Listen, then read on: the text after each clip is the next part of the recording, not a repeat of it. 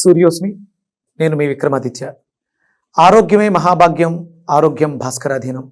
ఆదివారం మద్యం మాంసం మైదనం వద్దు, ఆరోగ్యం ఐశ్వర్యం వద్దు. మీరు ఆచరించండి, 10 మందిని ఆచరింపచేయండి. ఆచరించండి, ఆరోగ్యవంతులుగా ఉండండి. ఆచరించండి, ఐశ్వర్యవంతులు కండి. ఆచరించండి, ఆనందంగా జీవించండి. సూర్యోస్మి. నమస్తే, నేను మీ కుప్ప పద్మిని. ఇన్నాళ్ళు మీ సపోర్ట్ ని నాకు అందిస్తూ, మీ ప్రేమని నాకు అందిస్తున్న ప్రతి ఒక్కరికి కృతజ్ఞతలు. ఇప్పుడు చూడబోతున్న ఈ వీడియో కూడా ఖచ్చితంగా మీకు ఉపయోగపడుతుంది. లైక్, షేర్ అండ్ సబ్స్క్రైబ్ చేసి మీ ఇష్టాన్ని అలాగే మీ సపోర్ట్ ని నాకు అందించండి. అలాగే ఈ వీడియో పట్ల మీ అభిప్రాయాన్ని కమెంట్ సెక్షన్ లో కమెంట్ చేసి నాకు తెలియజేయండి. నమస్తే. Welcome to our channel. నేను పద్మిని. ప్రస్తుతంతో పాటు ప్రముఖ ఆధ్యాత్మికవేత్త, సూర్య ఉపాసకులు, sun spiritual society founder Vikramaditya గారు మనతో పాటు ఉన్నారు. మాట్లాడదాం. సార్ నమస్తే. సార్ ఎలా ఉన్నారు సార్? సూపర్. ఊరు నుంచి ఇదేనా రాక? చాలా చాలా అద్భుతంగా మీ ఊర్లో చాలా బ్యూటిఫుల్ గా చక్కటి కార్యక్రమాలు చేసుకుని వచ్చారు. అందున గురుపుష్యమి యోగాన్ని కూడా మొన్న వచ్చిన 21వ తారీఖు గురుపుష్య యోగాన్ని పురస్కరించుకుని ఊరు వెళ్ళటం జరిగింది. చక్కటి కార్యక్రమాలు చేసుకున్నారు. చక్కటి కార్యక్రమాలను కనడం కన్నా అంటే నాకు గురుపుష్యమి పరిచయం చాలా సంవత్సరాలుగా ఉన్న 2017లో ఇప్పుడు మొదలు పెట్టాను ఈ కార్యక్రమాలు కన్నా ఈ కార్తీక శుద్ధ మనకు వచ్చినటువంటి గురుపుష్యమని పురస్కరించుకుని అద్భుతం చేశాను. అంటే వర్ణనాతీతం స్వచ్ఛమైనటువంటి దేశవాళీ ఆవు నెయ్యిని తీసుకొచ్చి సశాస్త్రీయంగా మంత్రయుక్తంగా మట్టి కుండలో మేడి చెట్టు సమిదలతో ఆవు నెయ్యిని కాచాను. ఘృతం అద్భుతమైనటువంటి ఆవు నెయ్యి, స్వచ్ఛమైనటువంటి ఆవు నెయ్యి. బంగారం అని అనడానికి ఇంతకన్నా నిదర్శనం ఉండదు. ఎందుకంటే పసుపు కలిపారు, రంగులేసి ఇవాళ అంటూ ఉంటారు, పసుపుగా ఉంటుంది. అది మరుగుతున్నప్పుడు నేను కలర్ వీడియోలో తెలుస్తుంది అద్భుతం. అలా అది ఘృతంగా తయారైపోయిన వెంటనే అందులో ఉన్నటువంటి నేతిని తీసుకుని హోమం చేశారు. చాలా హ్యాపీ. మీరు ఎన్నో సార్లు చెప్పారు స్వచ్ఛమైంది వాడాలి. ఇప్పుడు నా కళ్ళు ఎదురకుండా నేను వెన్నను తీసుకొచ్చి ఇంకా హ్యాపీ కదా. అంటే వాళ్ళని అడిగాను, అమ్ముతున్న వాళ్ళని అడిగాను, మీరు దేని మీద కాస్తారంటే స్టవ్ మీద కాస్తారు. ఇప్పుడు వాళ్ళకి పొయ్యిలు పెట్టుకోవడం ఇవన్నీ తెలియదు మట్టుకుండా. ఇప్పుడు ఓకే, నాకు ఒక 2 కేజీలు వెన్న ఇచ్చేయండి. శుభ్రంగా ఆ రోజు అప్పటికప్పుడే చిలికి 2 కేజీలు వెన్నని ఇచ్చాను. దాన్ని శుభ్రంగా సశాస్త్రీయంగా మంత్రయుక్తంగా మా అమ్మగారి చేతుల మీదుగా పొయ్యి వెలిగించి ఆవిడ చేతుల మీదుగా ఆ రోజు మళ్ళీ పాలు కూడా కాయడం జరిగింది. దాంతో గురుపుష్యమ యోగానికి సంబంధించి బృహస్పతి హోమం మీకు ఆ షేప్ ఉంటుంది, డైమండ్ షేప్. అంటే యజ్ఞకుండాన్ని ఒక విధంగా తీర్చిది. అంటే యజ్ఞకుండ యొక్క ఆ రూపురేఖలు కూడా ప్రభావాన్ని అవి కూడా ప్లే చేయండి, చూస్తారు ప్రేక్షకులు. ఇక దాని తర్వాత ఇవన్నీ స్వలాభం కోసం. ఇప్పుడు కృతజ్ఞత తీర్చుకోవాలి. అద్భుతమైనటువంటి జీవితాన్ని భగవంతుడు ఇచ్చాడు. ఆ తల్లిదండ్రులు ఆనందంతో నాకు జన్మనిచ్చారు. వాళ్ళిద్దరూ ఆనందంగా ఉండడం వల్ల నాకు ఈ జన్మ వచ్చింది. వాళ్ళ రుణం తీర్చుకోవాలి. తల్లిదండ్రుల రుణం తీర్చుకున్నాను. అలాగే భౌతికంగా ఇప్పుడు నేను అక్కడ లేను, అనపర్తిలో.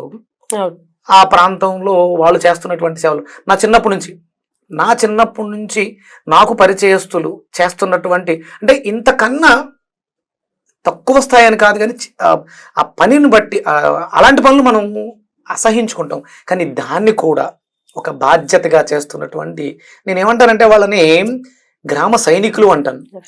మనకి బార్డర్ లో ఉండే రక్షణ దళం ఎలా వాళ్ళ ఫ్రంట్ లైన్ వారియర్స్. వీళ్ళు మాత్రం గ్రామాల్లో మన మధ్యనే ఉంటూ మన మధ్య మన మీద దాడి చేస్తున్నటువంటి రోగాలు, రొచ్చులు, బ్యాక్టీరియాస్, వైరస్లతో వాళ్ళు యుద్ధం చేస్తూ మనల్ని రక్షిస్తున్నారు. మనమైతే చేయలేం కదా, 100% చేయలేం. నిజంగా వాళ్ళు అయ్య బాబాయ్ ఏం చెప్పినా తక్కువే వాళ్ళకి. సో వాళ్ళకి అంటే జిహెచ్ఎంసి వాళ్ళ ఎవరు పంచాయతీ కార్మికులు కాదు, శ్రామికులు కాదు, సైనికులు. వాళ్ళకి వాళ్ళ ఏం చేశారు అన్నప్రసాద్. అంటే ప్రతి సంవత్సరం ఏదో ఒకటి చేస్తుంటారు. మనం మొదలు పెట్టినప్పుడు చెప్పాను మీకు నేను, బట్టలు పెట్టడం. పండగ వస్తే అంటే మనకి మన సంప్రదాయంలో ఉంది. పండగలు వస్తున్నప్పుడు మనల్ని నమ్ముకుని ఉన్న వాళ్ళు, చాకళ్ళు, ఇలాంటి వాళ్ళు మరిచిపోయాం. ఇంట్లో ప్రతి ఒక్కరికి అంటే పండగ వచ్చిందంటే అయ్యగారి ఇంట్లో వంటలు వండుతారు, మనం వెళ్ళి తెచ్చుకుంటాం.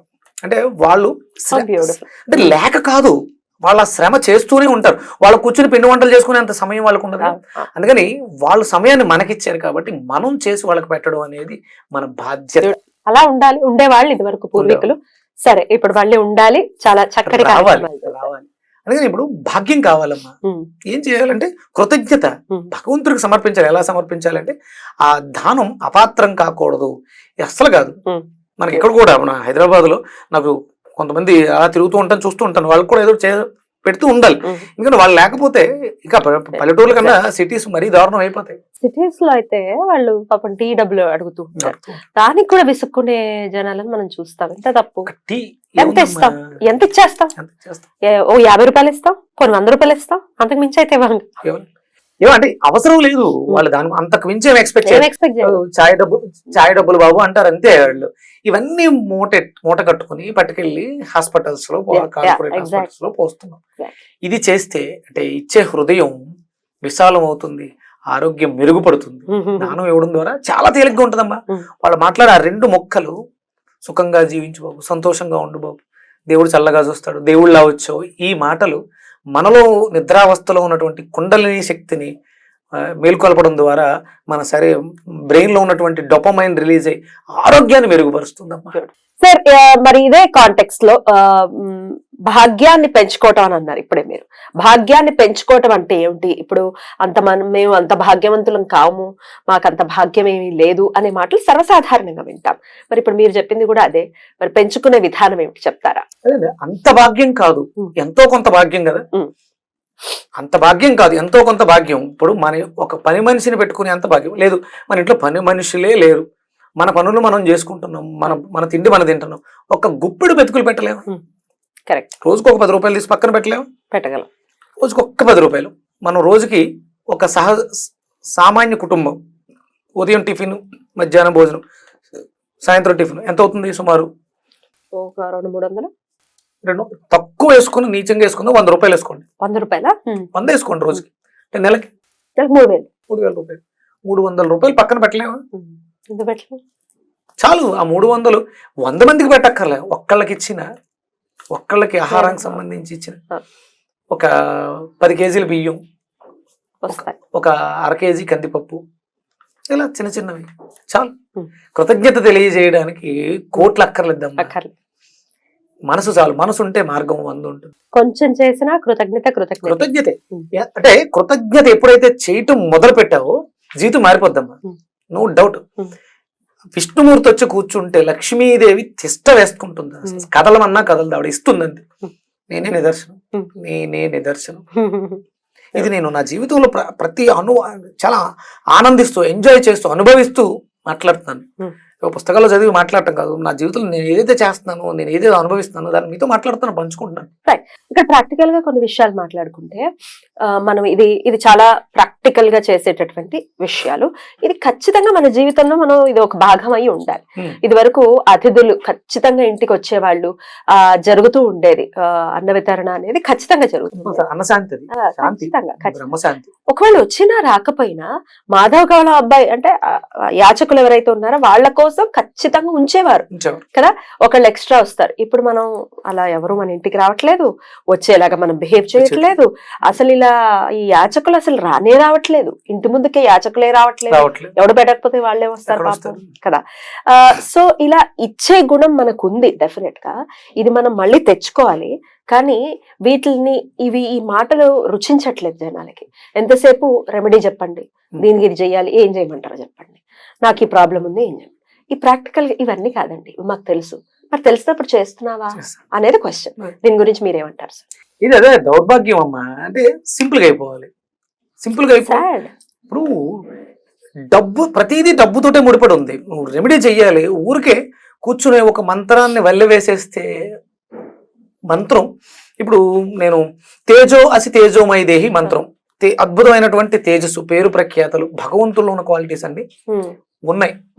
మంత్రం అనేస్తే వచ్చేస్తాయా? దాన్ని ఆచరణలో పెట్టగలిగితే కదా వస్తాయి. మంత్రాలకి చింతకాయలు రాలవు, మంత్రాలకి చింతకాయలు రాలుతాయి. రెండు నేనే చెప్తున్నాను. మంత్రాలకి చింతకాయలు రాలవు, కానీ మంత్రాలకి చింతకాయలు రాలుతాయి. ఎట్లా? ఏదో కూర్చుని రాలుతాయి లేదో చూద్దాం అంటే రాలవు. చింతకాయలు రాలవు, రావు. రాలుతాయని మీరు అంటున్నారు. ఎలా? సాధన అక్కడ శ్రద్ధ పెట్టి, ఇప్పుడు చింతకాయలు రావడానికి చింతకాయలు మీన్స్ చింతలు మనకున్నవి. Yeah. మంత్రం ఒకటే జపనం చేస్తూ కాదు, ఆ మంత్రానికి ఉన్నటువంటి అర్థం తేజో అసి తేజస్సు. అంటే భగవంతుడు తేజోవంతుడు ఎప్పుడయ్యాడు? ఆయనలో చాలా క్వాలిటీస్ ఉన్నాయి. ఆ ఒక్కొక్క క్వాలిటీని నేను ఆభరణంగా ధరించి నా ఇంటికి వచ్చే, అంటే భగవంతుడు అవన్నీ ఏర్పాటు చేస్తాడు. తేజస్సు రావాలంటే నేను సేవ చేసే గుణం పెరగాలి, సహాయం చేయాలి, ఆర్థిక సాయం చేయాలి, మాట సాయం చేయాలి, భౌతికంగా సాయం చేయాలి, ఆహార నియమాలు పాటించాలి. తేజస్సు రావాలంటే ఆహార నియమాలు, ప్రాణాయామము, యోగము, సూర్య నమస్కారాలు ఇలాంటివన్నీ చేస్తూ ఉంటే పొద్దుటే సూర్యోదయానికి పూర్వమే నిద్ర లేవటం, 8 గంటలు లేసి మంత్రం పట్టేసుకుని తేజోసి తేజోమయ చేసి తేజోసి తేజోమయ చేసి తేజస్సు వచ్చేస్తుందా?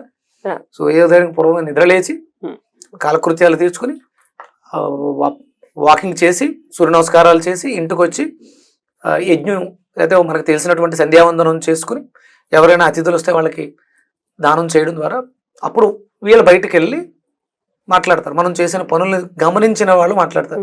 ఆయన పొద్దుటే ప్రతిరోజు సిన్సియర్గా వాకింగ్కి వస్తాడు, ఇది మాట్లాడుకుంటారు. అప్పుడు కదా తేజస్సు వస్తుంది. మంత్రం పనిచేసింది ఎప్పుడు? నువ్వు వాటిని ఇంప్లిమెంటేషన్లో తీసుకున్నప్పుడు.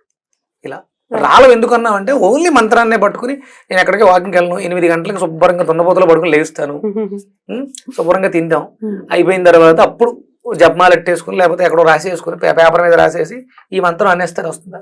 రాదు. పని చేస్తుంది ఎప్పుడు అంటే దానికి తగ్గ సాధన చేయగలిగితే. మనం చేయలేము. ఇప్పుడు నా దగ్గర డబ్బు లేదమ్మా, శరీరం ఉందిగా, కాళ్ళు చేతులు బాగున్నాయి, దీన్ని పట్టుకెళ్ళి ఎవరికైనా దానికి కావాల్సిన దాన్ని సాయం చేయడం ద్వారా కొంత ఏర్పడుతుంది. ఆ 10 రూపాయలు దానం చేసే స్థితికి వెళ్ళిపోతాం. శరీర నా దగ్గర ఏముంటే దాన్ని దానం చేయాలి, కనీసం మాట సహాయం ఫస్ట్ చేయగలిగింది. తర్వాత శరీరాన్ని చేయడం, శరీరంతో సహాయం హెల్ప్ చేయటం, వాళ్ళకి పనుల్లో చేదోడు వాడు, దేవాలయాలకు వెళ్ళడం, అక్కడ ఇలాంటివి ధార్మిక కార్యక్రమాలు. డబ్బు లేదు మన దగ్గర, వెళ్ళిపోయి అక్కడ కూర్చుని ఆ సేవ దేవాలయాన్ని శుభ్రపరచొచ్చు. అయ్యో అది ఇప్పుడు బ్యాంకు కదా, అదే పూర్వం బ్యాంకులు అవి లేవు, దేవాలయాలే మనకి ధనాగారాలు. అక్కడ దాచుకునేవారు. అక్కడ నుంచే అన్నం కావాల్సిన వాళ్ళకి అన్నం వెళ్ళేది, ధన సహాయం కావాల్సిన ధన సహాయం అన్ని అక్కడ నుంచే లభించేది. అక్కడికి వెళ్ళి ఆ గుడి దేవాలయాన్ని శుభ్రం చేయటం కానీ మనకు తోచింది, మనకు తెలిసింది ఏదో ఒక దాన్ని షేర్ చేయటం మొదలు పెడితే రావటం మొదలు పెడతాం, ఇవ్వటం మొదలు పెడితే వచ్చేస్తాం. ఏదైనా సరే ఇవ్వాలి. మైండ్ లో ఎట్లా రిజిస్టర్ చేసుకుంటారో చేసుకోండి. ఎందుకంటే ఇవ్వటం ఇస్తేనే వస్తుంది, మర్యాద అనేది ఇస్తేనే కదా మీరు నాకు మర్యాద ఇచ్చేది కదా. మీరు స్టార్టింగ్ లో మనం వీడియోస్ నా స్టార్టింగ్ లో నా వీడియోస్ చూస్తే అర్థం అవుతుంది. అప్పటికి ఇప్పటికి తెలుసుకున్న ప్రతిదాన్ని ఇచ్చుకుంటూ వెళ్ళిపోతున్నాం కదా. నాలెడ్జ్ ఏమవుతుంది? పెరుగుతూనే ఉంది, సాగట్లేదే. మనం ఏమనుకున్నా నేర్చుకునే స్థాయికి వచ్చింది. మనం అనుకున్నప్పుడు గట్టిగా వస్తే ఎన్ని వస్తాయి? ఒక 100 ఎపిసోడ్లు వస్తాయి, 200 వస్తాయి, ఏమి లేవు కదా, ఏమి లేవు. ఏదైనా బ్యూటిఫుల్ సార్. ఇవ్వాలమ్మా, ఇవ్వడం మొదలు పెట్టాలి. ఇవ్వాలి. మన శరీరం అంతా కూడా చెడు రక్తంతో నిండిపోయింది, దాన్ని బ్లడ్ డొనేట్ చేస్తే ఏమవుతుంది? ఫ్రెష్ బ్లడ్ వస్తుంది. అంతే. ఇవ్వకుండా కొత్త రక్తం ఎలా వస్తుంది? కరెక్ట్. పాత నీరు పోతే కదా కొత్త నీరు వస్తుంది. కరెక్ట్. పాత సమస్యలు, పాత బాధలు, పాత కష్టాలు ఉన్నాయి, ఇవన్నీ ఉన్నాయి. అది ఏదో ఒకటి కొంత నువ్వు అవతల వాడికి తీర్చగలిగితే, అవతల వాళ్ళకి చేయగలిగితే ఆటోమేటిక్ గా ఫ్లో స్టార్ట్ అయిపోతుంది. రైట్ సార్, చాలా బ్యూటిఫుల్ గా ఎక్స్ప్లెయిన్ చేశారు సార్. డెఫినెట్ గా దీన్ని ఎలా అయినా మన జీవితాల్లోకి మళ్ళీ మన పూర్వీకులు ఇలాగే ఉండేవాళ్ళు, చాలా సంతోషంగా ఉండేవాళ్ళు ఖచ్చితంగా. అందుకే అన్నేసేళ్లు బ్రతకటం వితౌట్ ఎనీ పన్ను కూడా ఉండేది కాదట కదా. కోరికలు తక్కువ, ఆయుష్ ఎక్కువ. ఒక్కొక్క స్టేజ్ ఒక్కొక్క దాన్ని అనుభవించుకుంటూ వెళ్తాం. విపరీతమైన కోరికలు ఇక్కడే పెట్టేసుకుంటే కన్ఫ్యూజన్ లో ఏది ఉన్నది కూడా పోదు. బ్యూటిఫుల్ సార్, చాలా అద్భుతంగా వివరించారు. కృతజ్ఞతలు. నమస్తే సార్. సూర్య.